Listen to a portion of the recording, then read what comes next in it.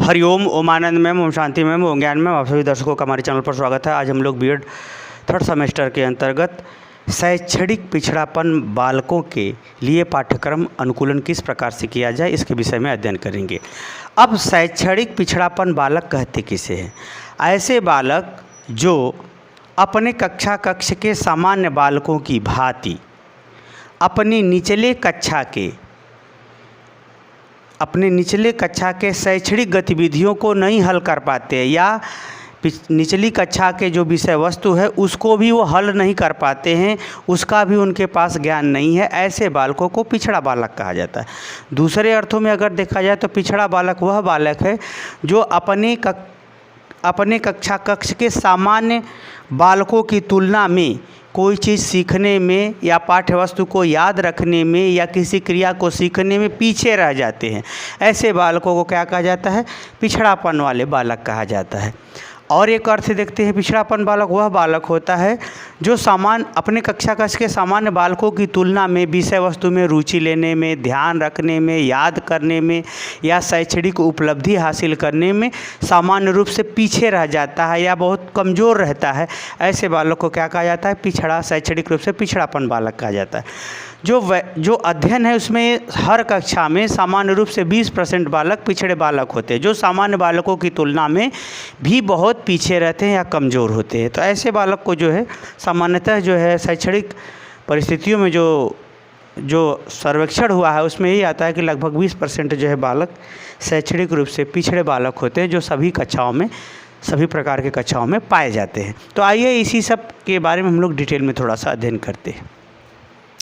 अगर हम बात करें सिरिल बर्ट ने कहा कि जो शैक्षणिक रूप से पिछड़े वाले बालक होते हैं उनका शैक्षणिक उपलब्धि स्तर सामान्य बालकों की तुलना में कम होता है।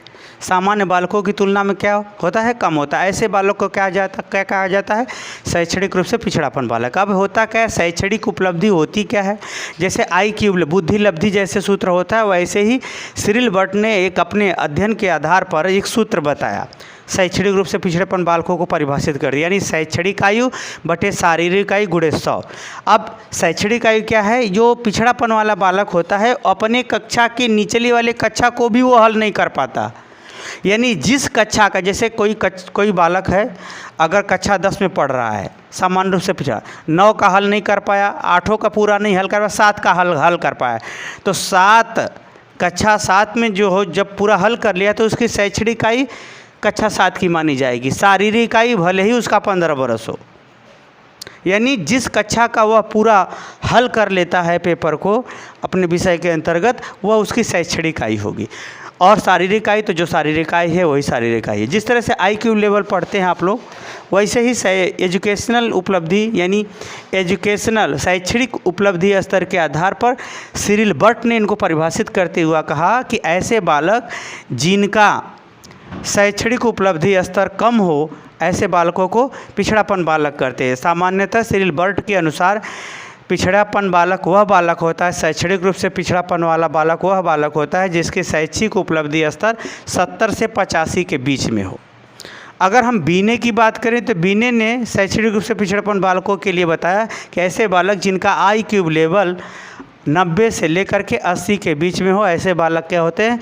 पिछड़ेपन के शिकार होते हैं। अच्छा, शैक्षणिक स्तर से वह अपने कक्षा के सामान्य बालकों की तुलना में पीछे रह जाते हैं या सीखने की गति बहुत मंद होती है या उनका शैक्षणिक उपलब्धि बहुत कम होती है। ऐसे बालकों को पिछड़ापन बालक कहते हैं। अब ऐसे पिछड़ेपन वाले बालकों को किस प्रकार से पाठ्यक्रम अनुकूलन किया जाए? पाठ्यक्रम अनुकूलन का तात्पर्य है कि ऐसे बालकों को पढ़ाने के लिए कौन कौन से शैक्षणिक गतिविधियां और कौन कौन से पाठ्यक्रम के स्वरूप में परिवर्तन किया जाए कि इनके अधिगम के अनुकूल हो सके, यानी इनको सीखने के अनुसार वह चीज़ बन सके। तो उसको अगर हम देखें तो इन्होंने पहली विधि है कि शैक्षणिक विधि। अब अध्यापक क्या करें? इनके पढ़ाने के लिए शैक्षणिक विधि का विशेष ध्यान रखें, क्योंकि ऐसे बालकों को पढ़ाने के लिए शिक्षण विधि क्या मतलब, अब इसमें भले ही मैटर थोड़ा ही पढ़ाया लेकिन रुचि ढंग से पढ़ाया जाए। कहानी कथन विधि, प्रयोग विधि, करके सीखने की विधि, लर्निंग बाय डूइंग, निरीक्षण विधि, ये सब का उसको अध्यापक को ज़्यादा प्रयोग करना पड़ेगा। यानी कार्य के माध्यम से सिखाना, प्रयोग के माध्यम से सिखाना, व्यवहारिक उदाहरण देना, उनके जीवन की अनुभव से जोड़ के बताना, उनको जो है उस कक्षा में रोचक कहानी कथन का भी प्रयोग करना, रोचक बनाना। इसमें अध्यापक की बहुत ज़्यादा रिस्पांसिबिलिटी होती है, जिसमें अध्यापक विषय वस्तु को खंड खंड करके छोटा छोटा करके उसको पढ़ाने का प्रयास करेगा, तब ऐसे बालकों को सिखाया जा सकता है, यानी इनको भी अधिगम कराया जा सकता है। दूसरा है अभ्यास एवं प्रशिक्षण। ऐसे बालकों के लिए सबसे बड़ी बात ये होती है कि आईक्यू लेवल भी कम होता है, जहाँ पर 90 से 80 की बात हो रही है। आईक्यू लेवल कम होने के कारण से इनको कोई चीज़ सीखने में, याद करने में भी कठिनाई होती है, जल्दी भूल भी जाते हैं। तो ऐसे बालकों के लिए अध्यापक को क्या करना होगा, हमेशा पुनरावृत्ति, पीछे का अभ्यास कराओ तब आगे कुछ पढ़ाओ। साथ में ऐसे बालकों के लिए जो है अगर कोई शारीरिक उसका कौशल, कुछ रुचि है, कुछ उसकी जो है शारीरिक क्षमता है, योग्यता है, तो उसके आधार पर कौशल कला का भी बार बार प्रशिक्षण अगर दिया जाए तो ऐसे बालक धीरे धीरे करके वह अपनी योग्यता, शारीरिक योग्यता, मानसिक योग्यता के आधार पर कोई निश्चित व्यवहार सीख सकता है। पूर्व की बातों को याद रखते हुए वो आगे सीख सकता है। तो ये भी इस ढंग का भी उसको शिक्षण अधिगम व्यवस्था का परिवर्तन या निर्माण करते हुए पढ़ाना पड़ता है। आगे है कक्षा का आकार।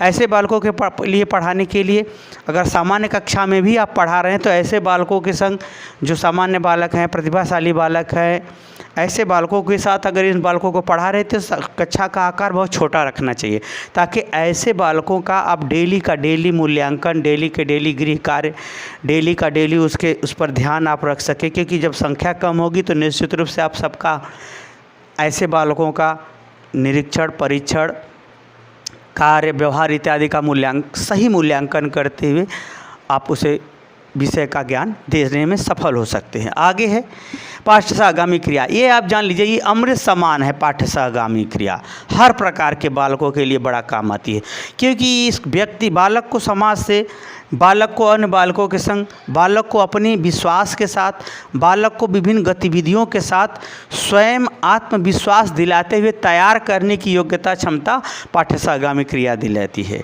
जिसके अंतर्गत प्रैक्टिकल का कार्य, खेल कूद का कार्य, नाटक का कार्य, संगीत का कार्य, निरीक्षण का कार्य, भ्रमण का कार्य, ठीक है, और प्रोजेक्ट का कार्य, ये सब अनेक प्रकार के कार्य आते हैं। तो पाठ्य सहगामी क्रियाओं के माध्यम से ऐसे बालकों को हम जो है एक उसके अंदर आत्मविश्वास भर सकते हैं, आत्मविश्वास भर सकते हैं, समाज से जोड़ सकते हैं, अनुशासन सिखा सकते हैं। तो ऐसे बालकों के लिए अगर अधिगम कराने की यानी पाठ्यक्रम अनुकूलन करने का निर्माण करना है तो उसमें अधिक से अधिक पाठ्य सहगामी क्रियाओं का भी समावेश करें। अगला है निर्देशन सेवाएं। ऐसे बालकों को क्या करना चाहिए, निर्देश देना चाहिए। निर्देश का मतलब ये है कि ऐसे बालक बार बार भूल जाते हैं, तो व्यवहारिक दृष्टिकोण से निर्देशन, उसके व्यक्तित्व के हिसाब से पढ़ाई के लिए या क्षेत्र के चुनाव के संदर्भ में निर्देशन, उसके विभिन्न व्यवहारों में सुधार हेतु निर्देशन, उसके शैक्षणिक उपलब्धियों में या सीखी गई चीज़ों में निखार या सीखी गई चीज़ों को आगे बढ़ाने संबंधी निर्देशन अध्यापक को देते रहना चाहिए। घर के स्तर पर लोगों का उचित वातावरण के संदर्भ में उचित निर्देशन, जैसे ऐसा होता है ना, जो बालक बार बार भूलते हैं, लोग मूर्ख घोषित कर देते हैं, अनादर करते हैं, ये सब व्यवहारों को निर्देशित करने हेतु भी अध्यापक को निर्देशित देना चाहिए। ऐसे व्यवहारों को रोकने के लिए भी निर्देशन दिया जाता है। तो निर्देशन से भी हम उसे क्या कर सकते हैं, आत्मविश्वास और सामान्य बालकों के साथ उसे जोड़ करके कुछ सिखा सकते। अगला विशिष्ट विद्यालय, ये आप जानते ही हैं। विशिष्ट विद्यालय के अंतर्गत आवास होता है, विशेष प्रकार का शिक्षक प्रशिक्षण लिए हुए होता है, और उसका जो है 24 घंटा जो है शैक्षणिक परिप्रेक्ष्य के संदर्भ में ही बीतता है। ऐसे परिस्थिति में ऐसे बालकों को हम जो है किसी निश्चित व्यवहार प्रशिक्षण, कला कौशल इत्यादि के योग्य विद्यालय में रख करके शिक्षक की निगरानी में रख करके हम उसे आसानी से सिखा सकते हैं ऐसे बालकों को। आगे है अभिप्रेरणा एवं पुनर्बलन। अब ऐसे बालकों को बार बार प्रेरित करना चाहिए, अभिप्रेरणा देना चाहिए, उनको प्रोत्साहित करना चाहिए, कहानी के माध्यम से, घटना के माध्यम से प्रेरणा देना चाहिए, ताकि वह उसके पढ़ने की रुचि, कार्य सीखने की रुचि, व्यवहार सीखने की रुचि, अच्छी आदत सीखने की रुचि में वृद्धि हो सके। साथ ही अगर कोई सही अनुक्रिया करता है तो पुनर्बलन भी दें, उसका शाबाशी भी दें, प्रशंसा भी करें। गलत अनुक्रिया पर दंड दें, निर्देशित करें, पीटें, ये सभी चलता रहता है। निंदा करें, सही अनुक्रिया पे बहादुरी पुरस्कार, कुछ भी पुरस्कार के रूप में उसे दें, शब्द दें, वस्तु दें, साधन दें, जो कुछ भी दे सकते हैं। तो पुनर्बलन और अभिप्रेरणा देते हुए अच्छे कार्यों के लिए पुनर्बलन देते रहेंगे तो निश्चित रूप से वो सीखने के लिए मानसिक रूप से, शारीरिक रूप से तैयार होगा। धीरे धीरे वह सीख ही जाएगा। तो कुल मिलाकर ये कुछ महत्वपूर्ण क्रियाएँ हैं, गतिविधियाँ हैं जो पाठ्यक्रम को शैक्षणिक रूप से पिछड़ेपन बालकों के अनुरूप बनाती हैं, जिससे वो बालक सीख करके अपने आत्मनिर्भर होने की स्थिति में पहुंच जाता है। तो मुझे उम्मीद है कि शैक्षणिक पिछड़ेपन बालकों के लिए पाठ्यक्रम अनुकूलन यानी उनके अनुसार विषय वस्तु को संगठित करने में, निर्माण करने में किन किन बातों का ध्यान रखना चाहिए, आप इसे समझ गए होंगे। समझ गए तो कमेंट बॉक्स में ज़रूर बताइए। साथ ही मेरे चैनल को लाइक शेयर सब्सक्राइब कीजिए। हरिओम।